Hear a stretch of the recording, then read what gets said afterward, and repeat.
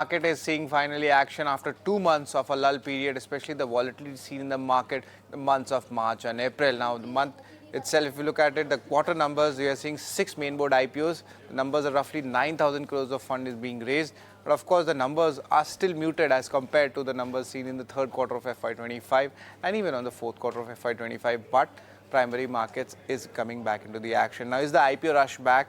More than issue size of 10,000 crore is also expected to come in the second half of calendar year 25, and large names are there on the screen: Lenskart, Grow, NSDL, PhonePe, Tata Capital, and even LG Electronics from the MNC space, which should be in focus. Now, of course, the liquidity has returned in the market, but the stocks are still lagging in the IPOs in 2025.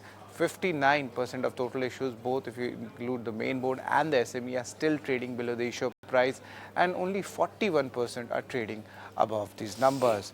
Now, interestingly, let's look at the startups also, which are actually eyeing for IPOs, and there are important reasons for it: strong liquidity coming in, a booming digital economy, and a global investor interest as well. And of course, the valuations are also premium when it comes to the Indian markets.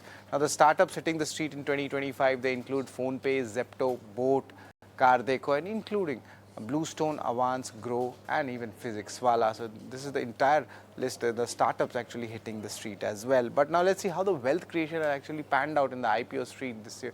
Over the last 3 years, there has been almost 59 IPOs in 2023. Positive listings were almost 51.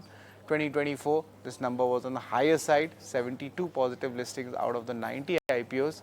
And it's been a kind of a downward trend when it comes to the overall 3 years comparison. For 2025, only you could say 66% of IPOs have given a positive listing. So of course, markets are cautious, but primary markets is definitely back when it comes to the overall numbers and the liquidity.